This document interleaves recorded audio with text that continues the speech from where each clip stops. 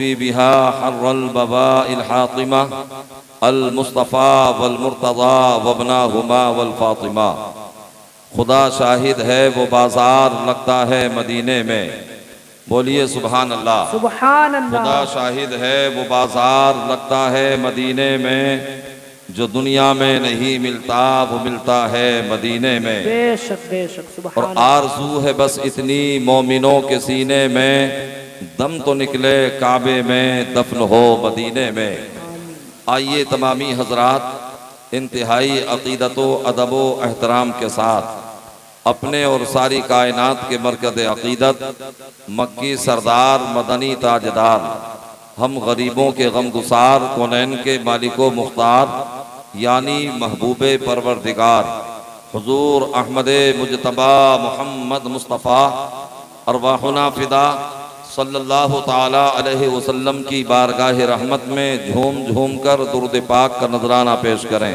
बुलंद आवाज़ से पढ़िए अल्लाहुम्मा सल्ली अला सय्यदिना व मौलाना मुहम्मदिन व बारिक व सल्लिम सलातन व सलामन अलैका या रसूल अल्लाह। एक मरतबा और नबी और आले नबी पर दुरूद सलाम की डालियाँ नछावर करें। एक मरतबा और बुलंद आवाज़ से पढ़ें अल्लाहुम्मा सल्ली अला सय्यदिना व मौलाना मुहम्मदिन व बारिक व सल्लिम सलातन व सलामन अलैका या रसूल अल्लाह सल्लल्लाहु ताला अलैहि वसल्लम।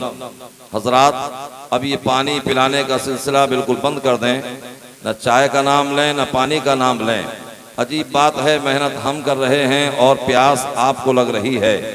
उल्टी ही चाल चलते हैं दीवान गाने इश्क, उल्टी ही चाल चलते हैं दीवान गाने इश्क, आँखों को बंद करते हैं दीदार के लिए। लिहाजा अगर आपकी समझ में कोई बात, कोई जुमला, कोई हर्फ लफ्ज़ आए तो आप सुभान अल्लाह अल्हम्दुलिल्लाह ज़रूर कहते रहें।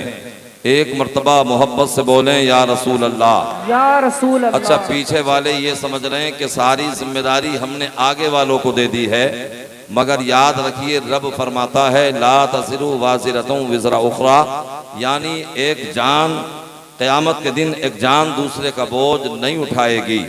जिस तरीके से एक आदमी खाना खाता है तो किसी दूसरे को उसको फ़ायदा नहीं पहुंचता, तो बस इसी तरीके से अगर एक आदमी सुभान अल्लाह कहता है तो उसका सिला, उसकी जज़ा उसी को मिला करती है। तो आप दोनों हाथ उठा कर के कहें या रसूल अल्लाह, या रसूल या नबी अल्लाह, या नबी या रसूल अल्लाह। या रसूल अल्लाह। या रसूल अल्लाह के नारे से हमको प्यार है, या रसूल अल्लाह के नारे से हमको प्यार है, और जिसने ये नारा लगाया उसका बेड़ा पार है। जोर से बोलो, जिसने ये नारा लगाया उसका बेड़ा पार है। मैं सरकार आला हजरत के इन अशआर से अपनी गुफ्तगू का आगाज करता हूँ कि सबसे औला व आला हमारा नबी। बोलें सुभान अल्लाह। सुभान। सबसे औला व आला हमारा नबी, सबसे बाला व बाला हमारा नबी। क्या खबर कितने तारे खिले छुप गए, क्या खबर कितने तारे खिले छुप गए, पर न डूबे न डूबा हमारा नबी, पर न डूबे न डूबा हमारा नबी। और सारे अच्छों से अच्छा समझिए जिसे, है उस अच्छे से अच्छा हमारा नबी। सारे ऊंचों में ऊंचा समझिए जिसे, सारे ऊंचों में ऊंचा समझिए जिसे, है उस ऊंचे से ऊंचा हमारा नबी। और क्या कौन देता है देने को मुंह चाहिए, और देने वाला है सच्चा हमारा नबी। और जिसके कदमों का धोवन है आबे हयात, है वो जाने मसीहा हमारा नबी। हजरात, मैंने अभी आप हजरात के सामने कुरान यानी सरकार आला हजरत के कलाम के चंद अशआर मैंने पढ़े हैं। ये बड़ा मकबूल तरीन कलाम है, बच्चा बच्चा इस कलाम को पढ़ता है। मर्द व जन सभी जो है इस तराने को अपनी जबान पर गुनगुनाते हैं। वो और शोरा होते हैं जो तुकबंदी से काम लेते हैं, मगर सरकार आला हजरत के आप जिस कलाम को देखेंगे, आप जिस शेर को देखेंगे, तो या तो कुरान पाक की वो तफसीर नजर आएगी या हदीसे मुस्तफ़ा की तशरीह नजर आएगी। हजराते गिरामी, आज हम जिन हालात से दो चार हैं, मैंने कलाम आला हजरत से अपनी गुफ्तगू का आगाज कर दिया है। आज अगर आप पूरी कायनात में बनज़रे अमीक अगर देखेंगे तो आपको पता चलेगा कि आज पूरी दुनिया के बिलखुसूस हिंदुस्तान के हालात आज कितने खस्ता और ख़राब नजर आ रहे हैं। आज पूरी दुनिया का कुफ्र मुनस्सम होकर के इस्लाम को और अहले इस्लाम को मिटाने के नापाक मंसूबे बना रहा है।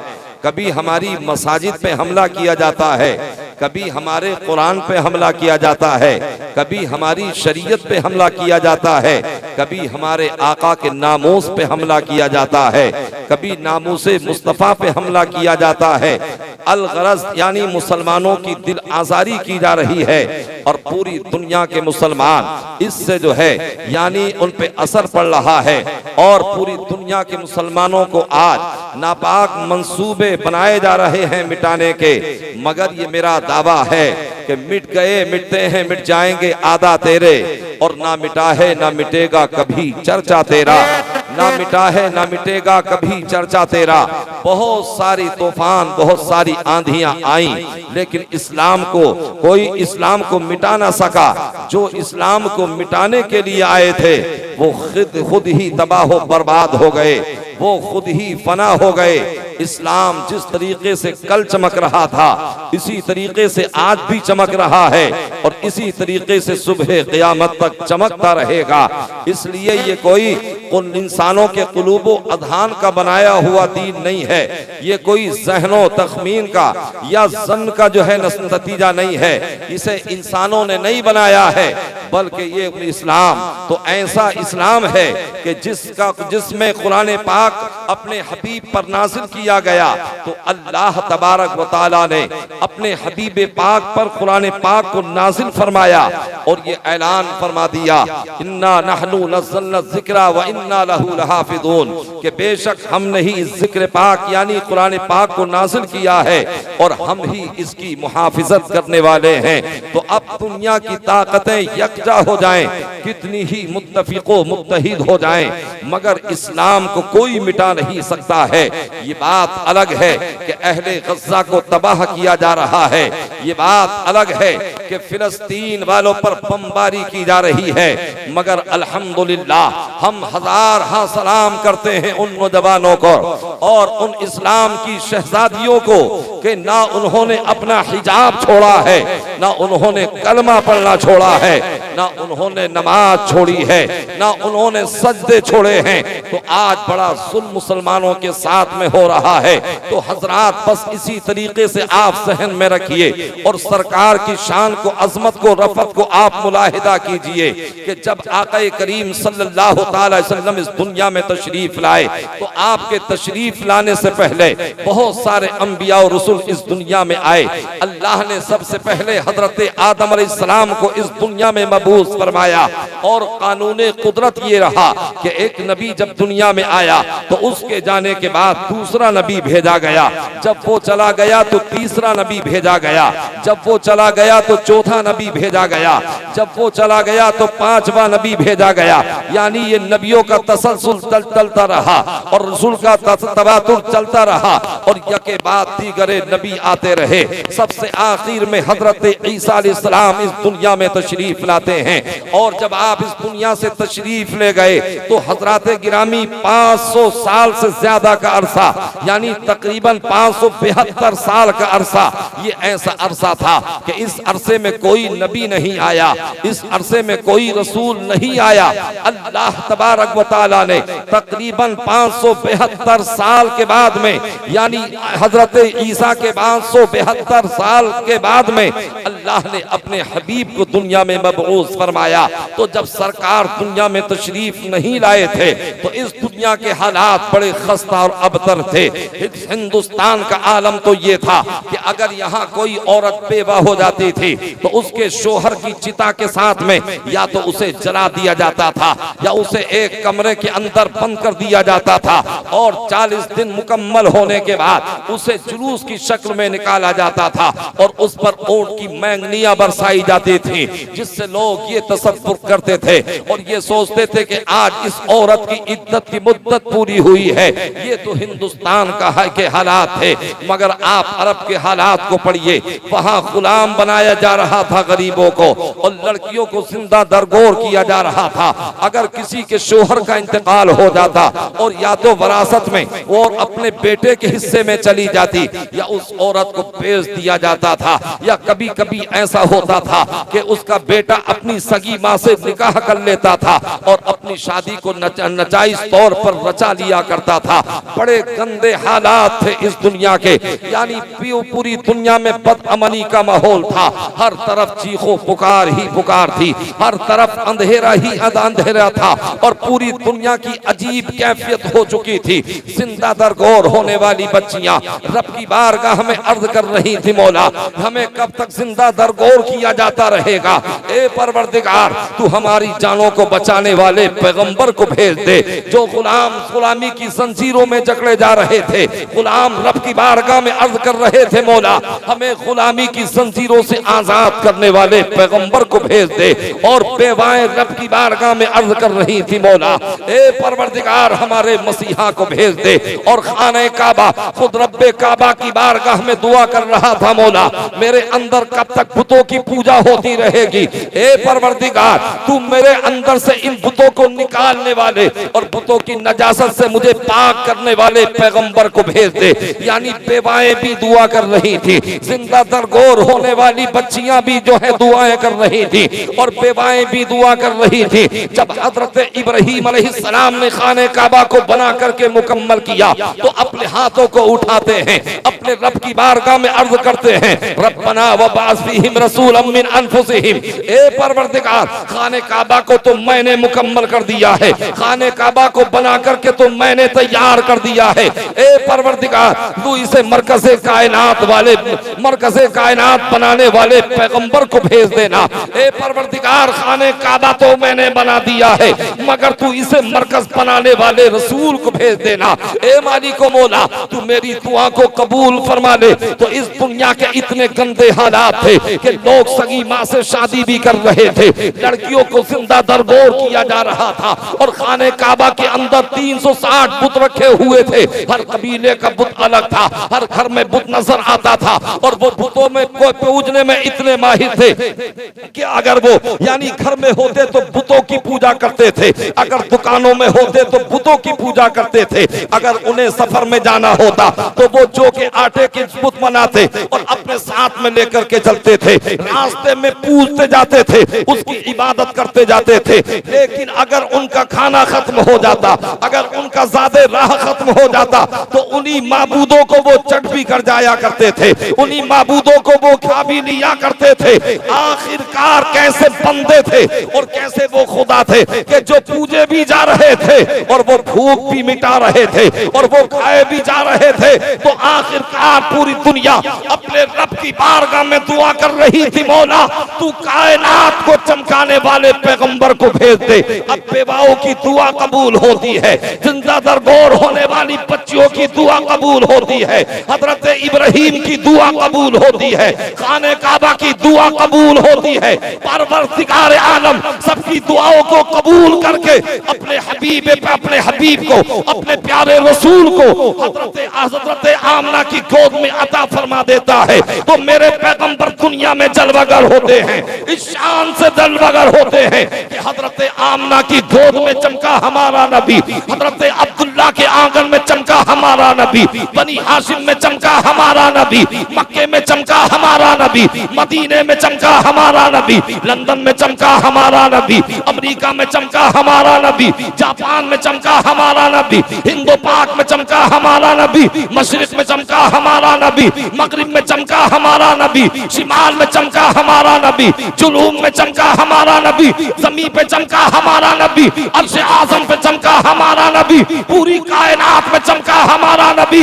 जब बरेली के ताजदार ने मुस्तफा की ये चमक देखी तो बरजस्ता पुकार उठे, जबरदस्ता पुकार उठे कि सबसे औला व आला हमारा नबी, सबसे बाला व बाला हमारा नबी, और जिसके कदमों का धोबन है आबे हया जाने मसीहा हमारा। नारे तकबीर, नारे रिसालत, मसलके आला हजरत, उलमाए अहले सुन्नत, नारे तकबीर, नारे रिसालत।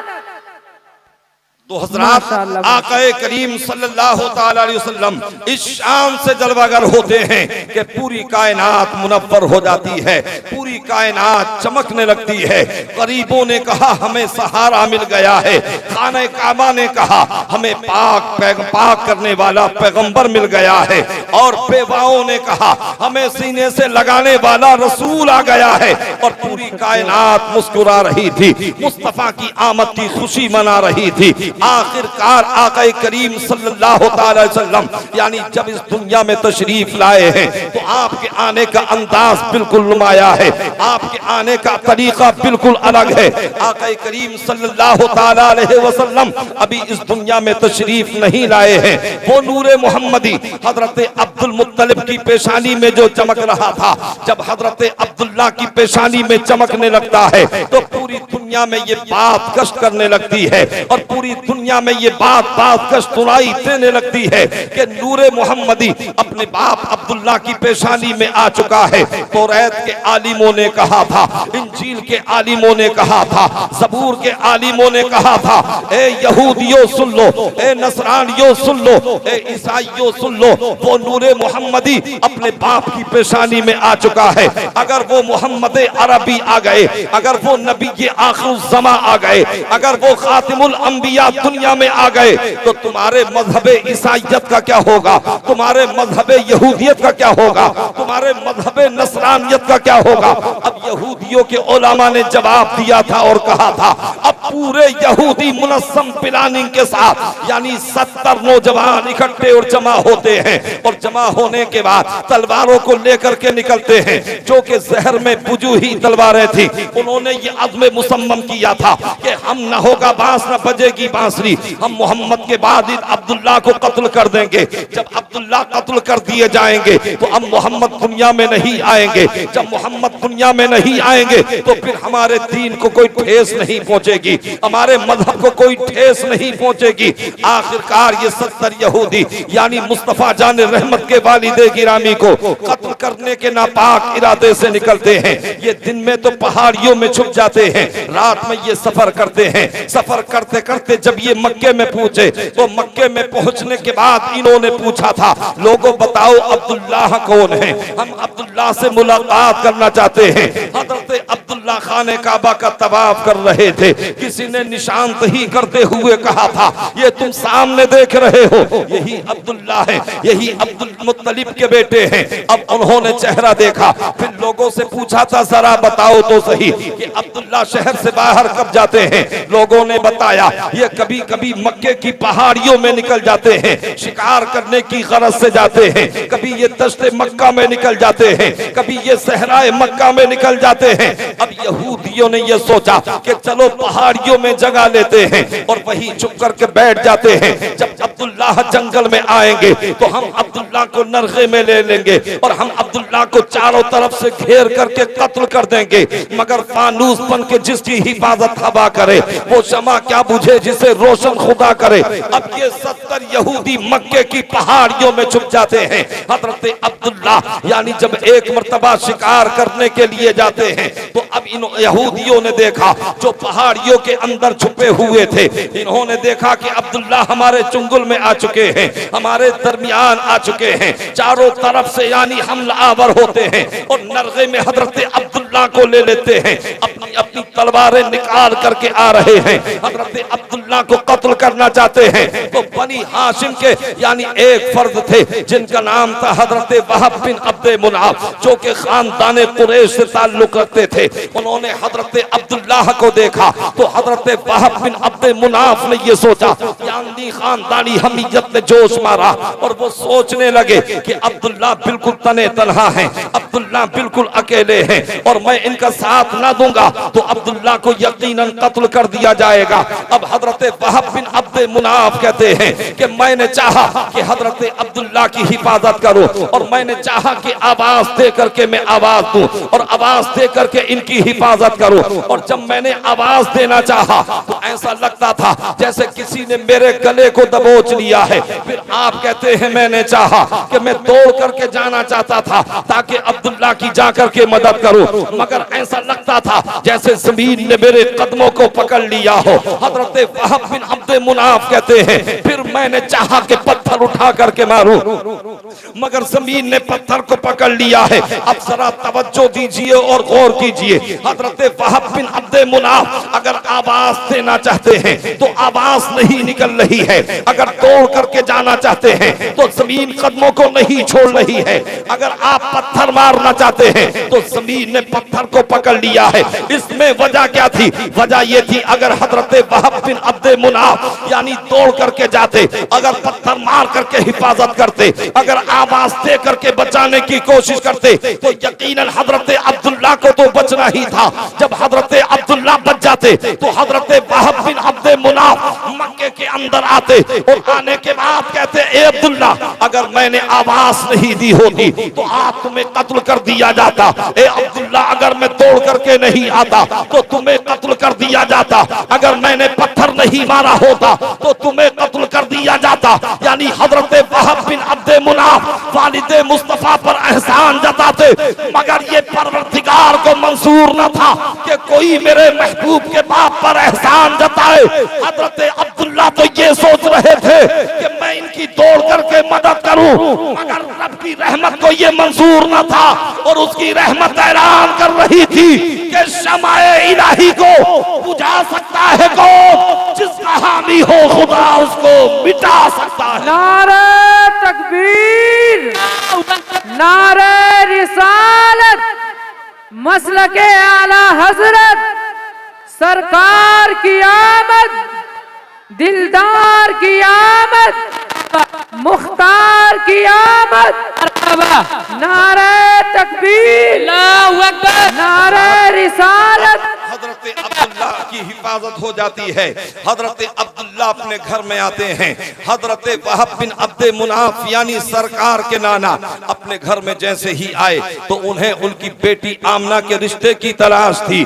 आज हम भी रिश्ता तलाश करते हैं, आप भी रिश्ता तलाश करते हैं, मगर मेरे भाइयों जब आज हम और आप रिश्ता देखते हैं तो हम दीनदारी नहीं देखते हैं, बल्कि हम ये देखते हैं कि लड़की ने बीए किया है या नहीं किया है, लड़की ने एमए किया है या नहीं किया है, लड़की ने कोई डिग्री की है या नहीं की है। तो मुझे जरा इंसाफ से ये बताओ कि लड़की जो एमबीए करके आएगी या जो एमए करके आएगी तो हजरात वो क्या तुम्हारे लिए चाय बनाएगी? क्या वो तुम्हें खाना बना करके पका करके खिलाएगी? ऐसा तसव्वुर मत कीजिएगा। लिहाजा आज हम दुनिया को फॉलो करते हैं, आज हम दुनिया की डिग्रियों को देखा करते हैं, मगर ये कोई नहीं पूछता कि लड़की ने कुरान पढ़ा है या नहीं पढ़ा है, लड़की अदब के दायरे में रहती है या नहीं रहती है, लड़की पर्दे में रहती है या नहीं रहती है। और हजरात जब लड़की के लिए दूल्हा तलाश करते हैं तब भी हम डिग्रियां देखा करते हैं, उसके कारोबार को देखा करते हैं, उसके मकान को देखते हैं, उसकी गाड़ी को देखा करते हैं। अब ये गाड़ियां और ये तमाम चीजें थोड़े दिनों नजरों में रहती हैं, मगर हम उसके किरदार को नहीं देखते, हम उसके अखलाक को नहीं देखते। अगर अखलाक को नहीं देखोगे तो ना तुम्हें सुकून मिल सकता है, ना बच्ची को सुकून मिल सकता है। इसलिए कि हम दुनिया देखने से पहले दीनदारी को तस्लीम करें और दीनदारी को देखें। दुनियावी डिग्री देखने से पहले हम ये देखें लड़का नमाज पढ़ता है या नहीं पढ़ता है, लड़का दाढ़ी रखता है या नहीं रखता है। वरना आज हालात बड़े खराब हैं। अक्सर लड़के शराब नोशी करते नजर आते हैं, अक्सर लड़के जुआ खेलते नजर आते हैं।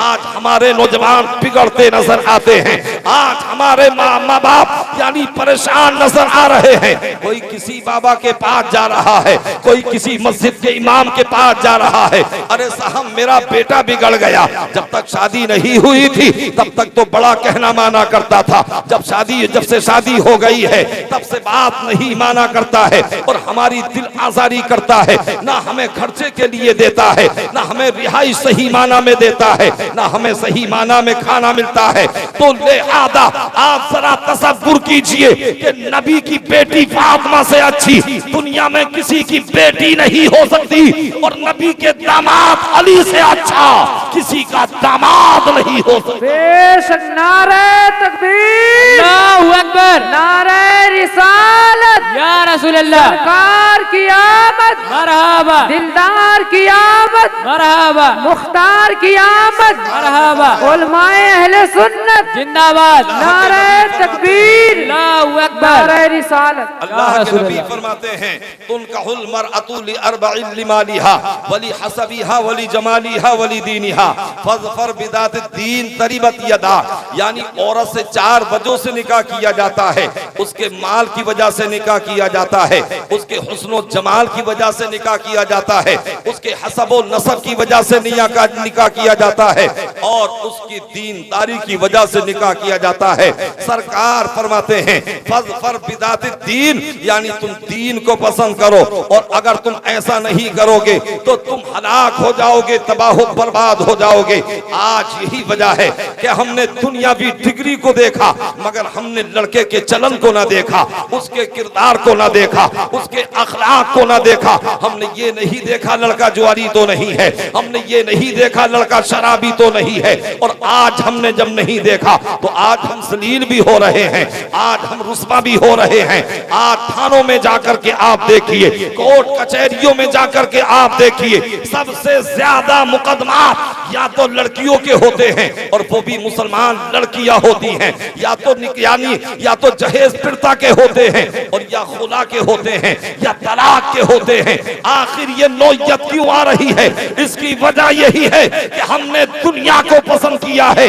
अगर हमने दीन को पसंद किया होता तो कसम खुदा की हमारा घर भी रहमतों का मामूरा बनता, हमारी नस्ल भी अच्छी होती, हमें भी सुकून मिलता, और हमारी औलाद भी अच्छी होती। तभी तो किसी कहने वाले ने कहा कि दोनों जहां में मतलूब कर तुम्हें आराम है, उनका दामन थाम लो जिनका मोहम्मद नाम। बेशक बेशक बेशक, सुभान अल्लाह, सुभान तो लिहाजा हम जब रिश्ता बेटे के लिए या बेटी के लिए देखें तो सबसे पहले दीनदार लड़का या लड़की देखें तो इंशाअल्लाह सुकून जो है हमें मिलेगा। मगर मियाँ हमारा तो अजीब मामला है, अगर हमारा बेटा शहजादा, हमारा नौजवान अगर नेक हो, साले हो, नमाजी हो, कुरान भी पढ़ता हो, पढ़ने भी जाता हो, और अगर उसने कसम खाली हो कि दाढ़ी बिल्कुल नहीं कटाऊंगा, तो बड़े भैया भी कहते हैं अरे भाई सेब तो बनवा ले, बाप भी कहते हैं, बहनें भी कहती हैं। तो लिहाजा मेरे भाइयों, हमसे अपने गुनाह के बोझ तो झेले नहीं जाते, हम अपने गुनाहों को तो बर्दाश्त ना कर सकेंगे, और हम दूसरे को भी गुनाह की दावत देते हैं। होना तो ये चाहिए था कि बहन कहती ए मेरे भाई तू सुन्नते मुस्तफा को चेहरे पे सजा ले, भाई कहता ए मेरे भाई तूने सुन्नते मुस्तफा चेहरे पे सजाई है, अल्लाह मुझे भी ये तौफीक अता फरमा दे। माँ भी वही ताकीद करती नजर आती, बाप भी वही ताकीद करता नजर आता, तो कसम खुदा की रब की रहमत मुस्कुराती और ऐलान करती ए मेरे बंदे तेरे बच्चों की अच्छी तरबियत करना ये तेरा काम था, और तेरे बच्चों को तरक्की देना ये मेरा। बेशक बेशक, बेशक, सुभान अल्लाह। हज़रात सरकार फरमाते हैं कुल्लुकुम राइउन व कुल्लुकुम मसऊलुन अन रइयती। सरकार फरमाते हैं हर आदमी जिम्मेदार है और उससे उसकी जिम्मेदारी के बारे में पूछा जाएगा।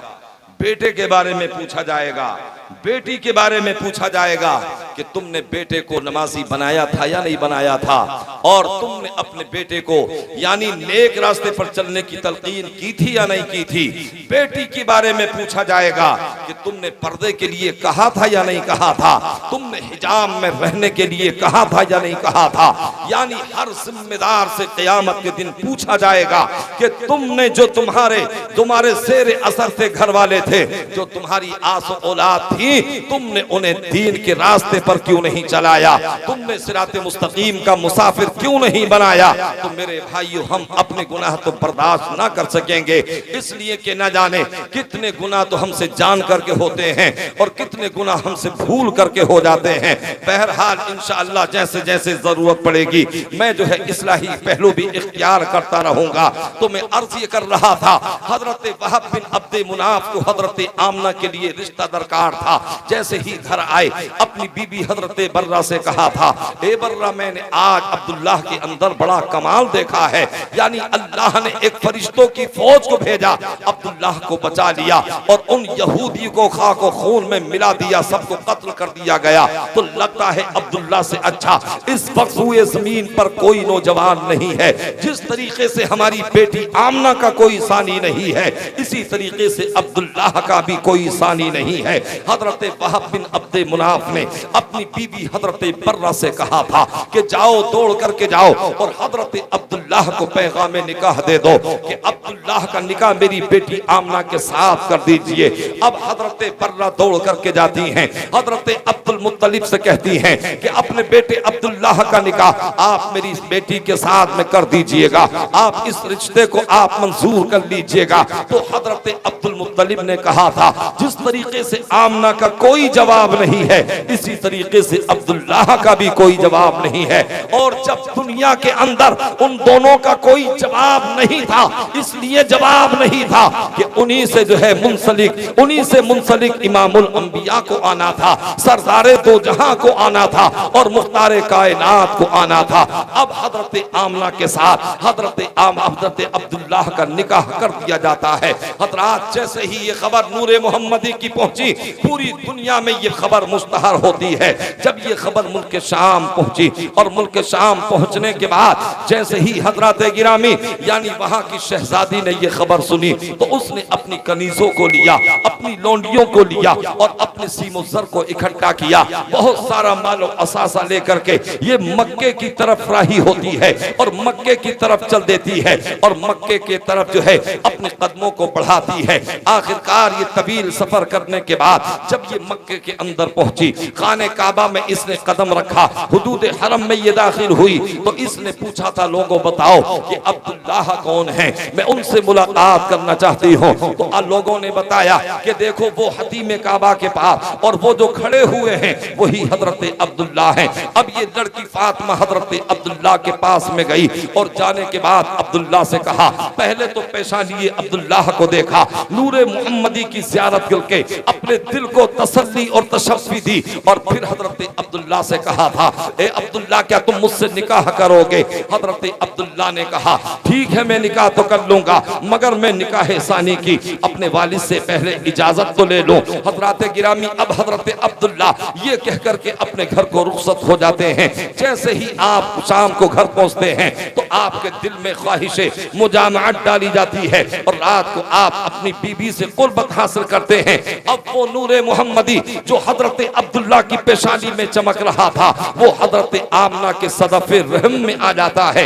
हजरत अब्दुल्लाह ने सुबह को अपने वालिद गिरामी से पूछा था, ए वालिद गिरामी, मुल्क शाम के बादशाह की बेटी ने मुझे पैगाम निकाह दिया है, अगर आपकी इजाजत हो तो क्या मैं उनसे निकाह कर सकता हूँ, क्या मैं निकाह सानी कर सकता हूँ? हजरत अब्दुल मुत्तलिब ने इजाजत दी और कहा था बेटे जाओ तुम निकाह सानी कर सकते हो, तुम्हें इजाजत है।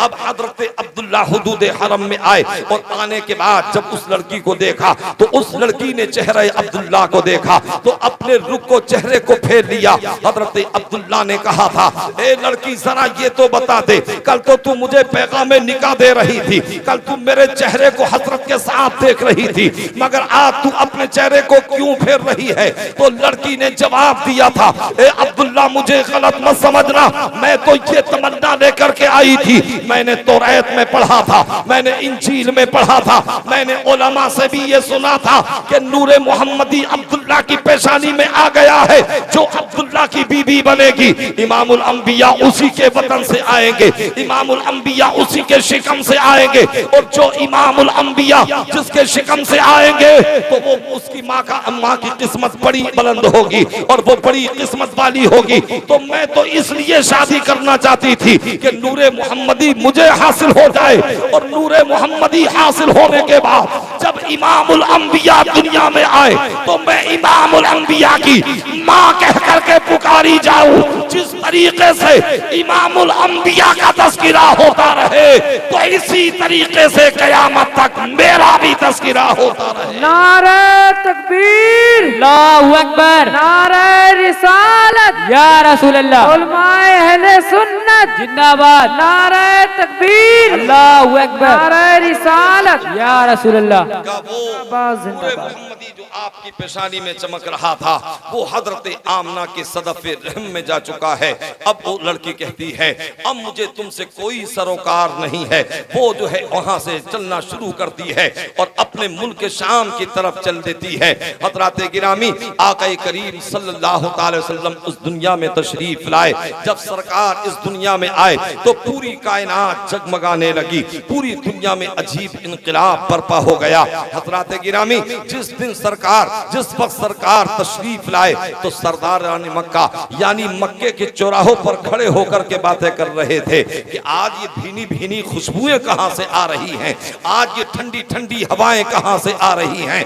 आखिरकार एक सरदार ने कहा आज तो मैंने अजीब इनकलाब देखा है कि यानी जैसे ही मैं सुबह को दरवाजा खोलता तो भिखारियों की मेरे दरवाजे पर लाइन लग जाती थी, मगर आज एक भी भिखारी मेरे दरवाजे पर नहीं आया। दूसरे ने कहा तुमने कोई अजीब इनकलाब नहीं देखा है, बल्कि तुमसे बड़ा इनकलाब तो मैंने देखा है कि मेरी बकरियां दूध नहीं दे रही थी, मगर आज मैंने सुबह को देखा कि मेरी बकरियों के थनों में दूध भर आया है। तीसरे ने कहा मैंने अजीब इनकलाब देखा है, मेरा बाप एक मुद्दत से बीमार था, मैं इलाज करा करा के थक चुका था, मगर जैसे ही मैंने आप देखा सुबह को तो मेरे बाप को बगैर दवा की शिफा मिल गई है, मेरा बाप बगैर दवा की अच्छा हो गया है। अलगरज चौथे ने कहा मैंने अजीब इनकलाब बर्पा होते हुए देखा है, मैं सुबह सुबह अपने बाग में गया तो बगैर मौसम के फल मेरे बाग में लगे हुए नजर आ रहे थे। चौथे ने कहा तुमने भी कोई ज्यादा अजीब ख्वाब यानी अजीब इनकलाब नहीं देखा है, मैंने बड़ा अजीब इनकलाब देखा है कि मैं खाने काबा का तवाफ करने के लिए गया तो हजरत अब्दुल मुत्तलिब अपनी गोद में बच्चे को छुपाए हुए ले जा रहे थे। मैं देख रहा था कि अब्दुल मुत्तलिब काबे की तरफ बढ़ रहे हैं या काबा हजरत अब्दुल मुत्तलिब की तरफ बढ़ रहा है। अल्लाह अल्लाह आका करीम सल्लल्लाहु अलैहि वसल्लम इस दुनिया में तशरीफ लाए हैं तो पूरी कायनात मुस्कुराने लगी है, पूरी कायनात मुनव्वर हो गई है। हज़रात गिरामी मक्के से यानी खाने काबा से 12 पहाड़ियों दूर एक बस्ती थी, जिसे उसी बस्ती में एक कबीला था जिसे कबीला बनु साद कहा जाता है। वो कबीला बनु साद उसी में हजरत हलीमा सादिया भी थी। हजरात मक्के उस बस्ती की औरतों ने सोचा कि मक्के के अंदर बच्चे पैदा हुए हैं कि चलो अपने बच्चों को लेकर के आएंगे और हम दूध पिला करके गुजर औकात करेंगे, उनसे सरे कसीर मिलेगा, हमारे बच्चों की परवरिश होगी। हजरत हलीमा से औरतों ने कहा ए बहन चलो हम सबको मक्के की तरफ चलना है। हजरत हलीमा ने कहा मेरे घर में तो कई दिन से फाका है, मेरे पास सवारी भी नहीं है और मैं जाने की हालत में भी नहीं हूँ। मगर औरतों ने कहा बहन हलीमा तुम बड़ी चालाक व मुदब्बिरा हो, तुम्हें हमारे साथ में हर हाल में चलना होगा। आखिर औरतों ने तैयार किया। हजरत हलीमा रज़ियल्लाहु ताला अन्हा उन औरतों के साथ जब मक्के की तरफ चली तो उनकी यानी सवारियां थी, ऊँटनियां थी, वो बड़ी तेज दौड़ रही थी, बड़ी तेजी और सुरअत के साथ दौड़ रही थी। हजरत हलीमा की पतली दुबली जो है सवारी थी, ऊँटनी थी, आप पीछे रह गई। जब आप देर से मक्के में पहुंची तो जितने अमीरों के बच्चे थे उन औरतों ने सब बच्चों को ले लिया। अब हजरत हलीमा जिस दरवाजे पर जाती हैं अंदर से आवाज आती है ए बहन हलीमा हम तो अपने बच्चे को दे चुके हैं। दूसरे दरवाजे पर जाती हैं, वहां से भी यही आवाज आती है हम तो अपने बच्चे को दे चुके हैं। तीसरे दरवाजे पर जाती हैं, वहां से भी अंदर से यही आवाज आती है हम तो अपने बच्चे को दे चुके हैं। आखिरकार हजरत हलीमा मायूस हो चुकी हैं और सोच रही हैं, बड़ी परेशानी के आलम में आई, बड़ी उसरत की जिंदगी गुजर रही है, बड़ी तंगदस्ती की जिंदगी गुजर रही है। अब अब मैं क्या करूं? तो किसी ने मशवरा दिया, एक बच्चा है मगर वो है यतीम, चलो उसी बच्चे को लेकर के आते हैं, खाली लौट जाने से तो बेहतर है। अब हजरत हलीमा फरमाती हैं कि हम दरे आमना पर पहुंचे, हमने दरे आमना पर जाकर के दस्तक दी, अंदर से आवाज आई, कौन है? हजरत हलीमा ने कहा, मैं हलीमा हुदाई हूँ, तुम्हारे बेटे को लेने के लिए आई हूँ। अब दरवाजा खोल दिया जाता है, हजरत हलीमा अंदर दाखिल होती हैं। हजरत आमना ने कहा था, ए मेरी बहन, तुम मेरे बच्चे को लेने के लिए आई हो, मगर जो मुतालबा और जो तमन्ना लेकर के आई हो वो तुम्हारी तमन्ना मुकम्मल ना हो सकेगी, इसलिए कि ये वो बच्चा है कि जिसका बाप भी दुनिया में नहीं है, बड़ी उसरत की जिंदगी गुजर रही है, बड़ी खुर्बत की जिंदगी गुजर रही है, मगर ए मेरी बहन हलीमा देखो, बच्चा बड़ा हसीन है, बच्चा बड़ा खूबसूरत है। हजरत हलीमा फरमाती हैं कि जैसे ही मैंने सरकार को देखा तो सरकार एक चादर में, जो कि यमनी चादर में आप लिपटे हुए थे, जैसे ही मैंने सरकार के चेहरे अनवर से चादर को हटाया तो फतबस्सम वाहिका, तो सरकार मुस्कुराने लगे। सुभान अल्लाह, इस अंदाज से मुस्कुराए कि यूं मुस्कुराए जान सी कलियों में पड़ गई, यूं लबकुशा हुए के गुलिस्ता बना दिया। अल मुख्तसर हजरत हलीमा ने कहा, ए मेरी बहन आमना अपने बेटे को दे दो। हजरत आमना ने अपने बेटे को दिया। आज जो लोग ये एतराज करते हैं, नबी की महफिल मिलाद पर एतराज करते हैं, या नबी के जुलूस पर एतराज करते हैं, या नबी के जलसे पर एतराज करते हैं, या नबी की मिलाद पर एतराज करते हैं, तो मुझे जरा ये बताइयो, मिलाद के माना है पैदाइश के, और जितने बच्चे के हालात से माँ बाखबर होती है, इतना कोई बाखबर नहीं होता है। आओ हजरत हलीमा के, आओ हजरत आमना से पूछते हैं, आओ नबी की माँ से नबी की मिलाद सुनते हैं। अब जैसे ही हजरत हलीमा चंद कदम लेकर के सरकार को चली है, हजरत आमना ने आवाज दी है, ए मेरी बहन आमना जरा लौट करके आओ। अब हजरत हलीमा वापस हुई तो हजरत आमना ने बैठाया, और बिठाने के बाद में कहा था, ए मेरी बहन हलीमा, तू मेरे बच्चे को आम बच्चा न मत समझना, तू मेरे बच्चे को आम बच्चों की तरह से ना समझना, बल्कि ये मेरा बड़ा अजीम बच्चा है, ये बड़ा मुबारक बच्चा है, ये बड़ा मुकद्दस बच्चा है, ये बड़ा मोहतशम बच्चा है। हजरत आमना फरमाती है कि मेरा बच्चा आम बच्चा नहीं, बल्कि जब मेरा बेटा पैदा हुआ तो उंगली शहादत की खड़ी हुई थी, और गोया उंगली को खड़ी करके दुनिया को ये पैगाम दे रहा था, ए दुनिया वालों सुनो, अब पत्थरों की इबादत नहीं की जाएगी, अब पहाड़ों की इबादत नहीं की जाएगी, अब दरियाओं की इबादत नहीं की जाएगी, अब लातो मनात की इबादत नहीं की जाएगी, अब 360 खुदाओं की इबादत नहीं की जाएगी। अगर इबादत की जाएगी तो एक वहदहू ला शरीक की इबादत। बेशक सुभान अल्लाह, सुभान अल्लाह, बेशक बेशक। और हजरत आमना रज़ी अल्लाह ताला अन्हा फरमाती हैं, ए मेरी बहन हलीमा सुनो, बड़ा अजीम और बड़ा मुबारक बच्चा है मेरा। जब मेरा बच्चा पैदा हुआ, आज हमारे यहाँ भी बच्चे पैदा होते हैं, आप भी पैदा हुए होंगे यकीनन, ऐसा तो कोई है नहीं, बस दो ही शख्सियतें ऐसी हैं कि जो बगैर माँ बाप के पैदा हुए हैं, और एक शख्सियत ऐसी है जो बगैर बाप के पैदा हुए हैं। हजरत आदम और हव्वा बगैर माँ बाप के पैदा हुए हैं, हजरत ईसा अलैहिस्सलाम बगैर बाप के पैदा हुए हैं। लेकिन हजरात गिरामी, आज जब हमारे यहाँ बच्चा पैदा होता है तो बच्चा रोता हुआ पैदा होता है। अगर बच्चा ना रोए तो माँ रोने लगती है, चचा रोने लगता है, रिश्तेदार रोने लगते हैं, और जो है यानी खानदान वाले रोने लगते हैं। आखिर ये बच्चा यानी रो करके अपनी जिंदगी का ऐलान करता है। अगर बच्चा रोता है तो घर वाले मुस्कुराने लगते हैं, अगर बच्चा नहीं रोता है तो घर वाले रोने लगते हैं। तो बच्चा गोया रो करके अपनी जिंदगी का ऐलान करता है।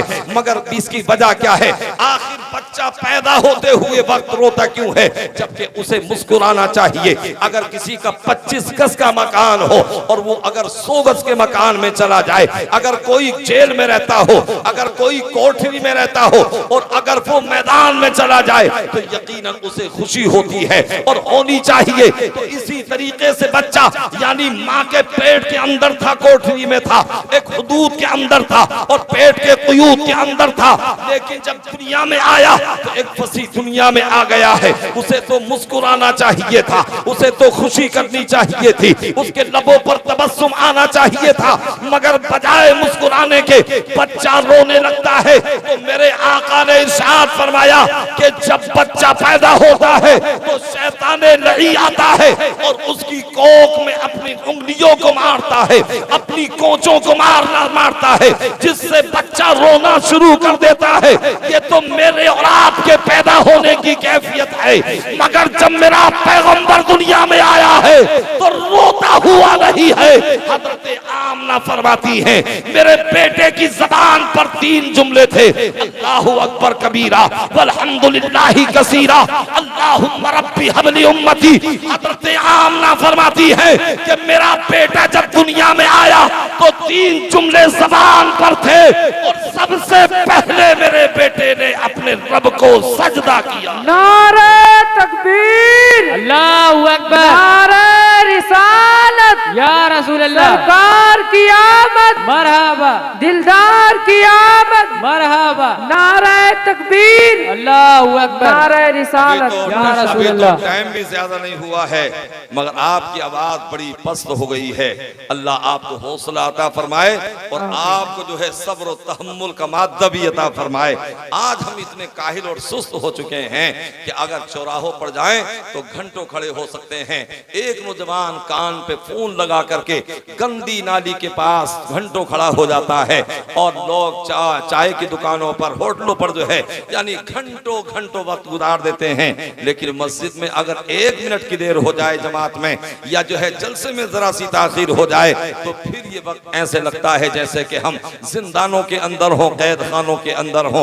लिहाजा मेरे भाइयों, जो वक्त तुम्हारा चौराहों पर गुजरता है, जो वक्त तुम्हारा दुकानों पर गुजरता है, जो वक्त तुम्हारा होटलों पर गुजरता है, उसमें तो तुम गुनाहों को मोल लेते हो, लेकिन तुम नबी की महफिल में आए हो, इस ईद मिलादुन नबी कॉन्फ्रेंस में आए हो, यहाँ तुम्हें एक एक सांस पढ़ने की मिल रही है, एक एक लम्हा तुम्हें इस नेकियों से नवाजा जा रहा है। बेशक बेशक, सुभान अल्लाह, बेशक। खाना कमाना तो पूरी जिंदगी भर है और ये इबादत भी हमें पूरी जिंदगी भर करना है।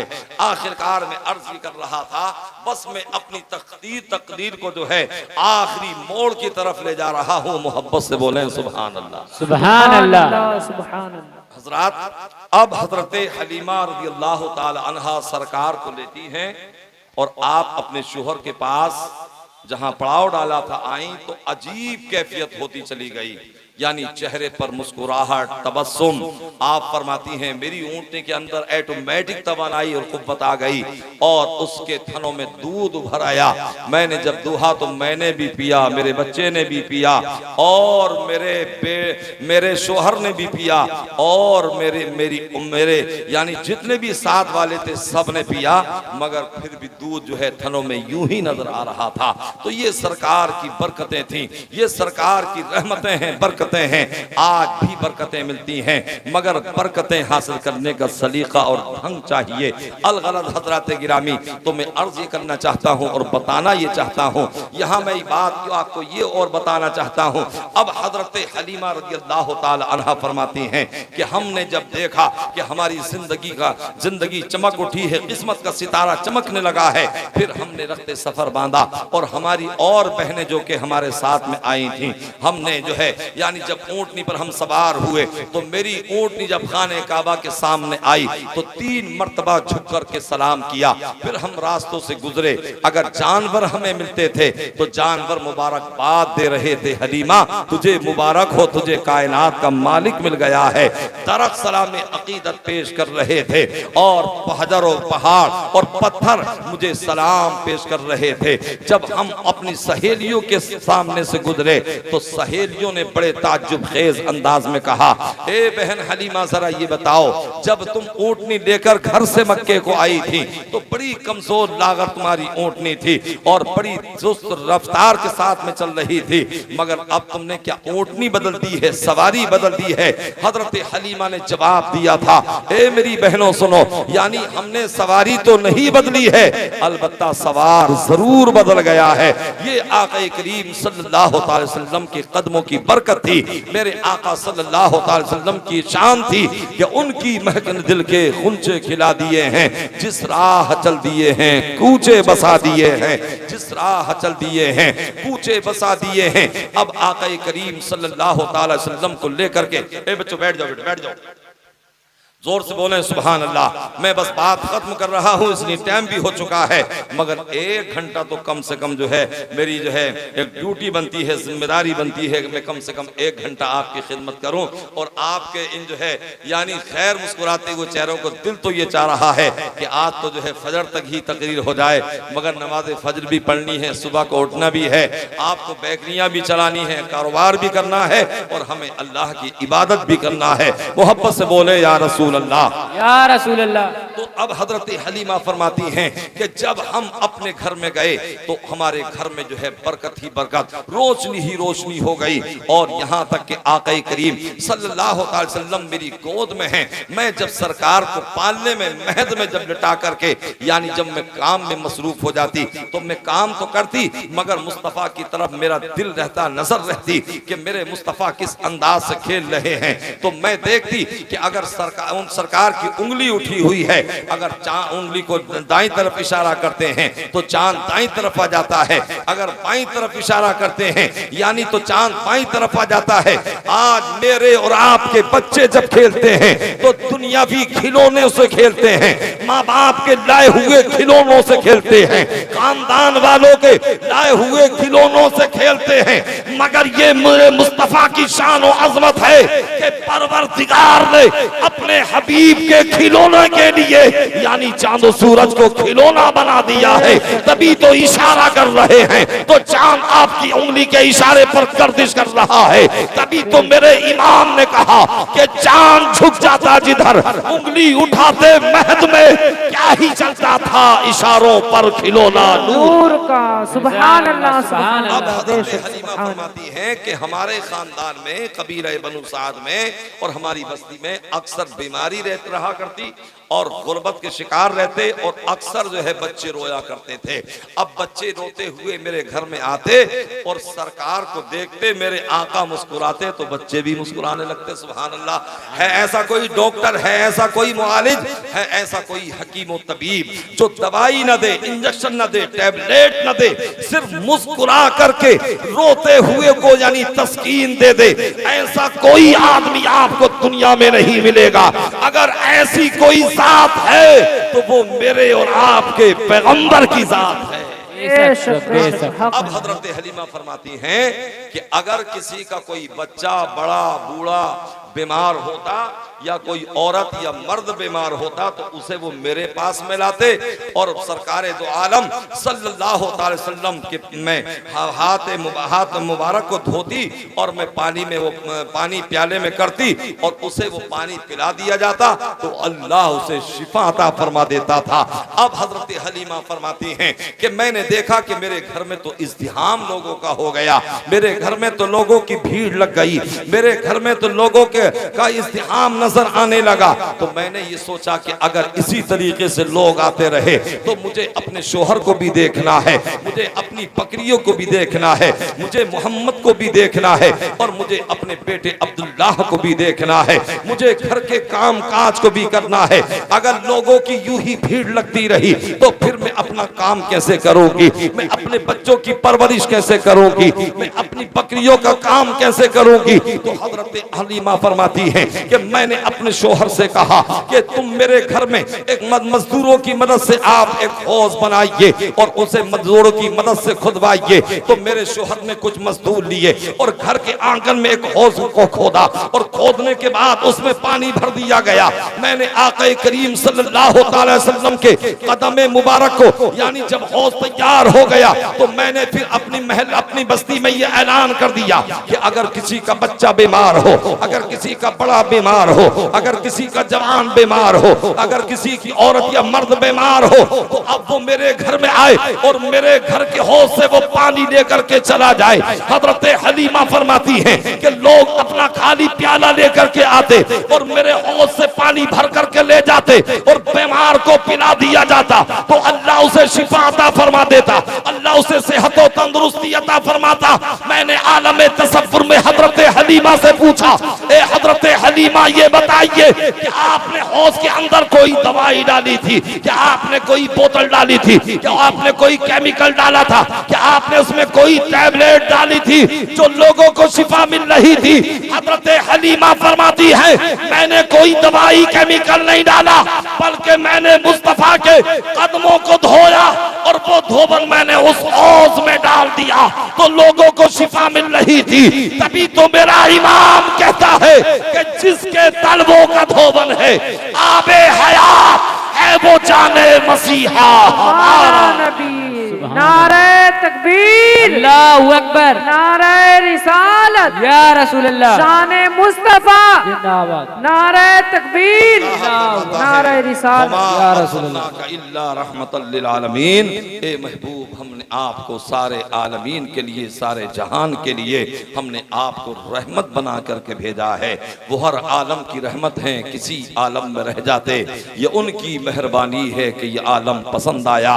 वो हर आलम की रहमत है, वो हर आलम में रहते हैं ये उनकी मेहरबानी है कि ये आलम पसंद आया। अस्तगफिरुल्लाह रब्बी मिन कुल्लि ज़म्बिन व अतूबु इलैहि। मेरे साथ में कलिमा पढ़िए, ला इलाहा इल्लल्लाहु मुहम्मदुर रसूलुल्लाह व मा अलैना इल्लल बलाग वस्सलामु अला मन इत्तबअल हुदा।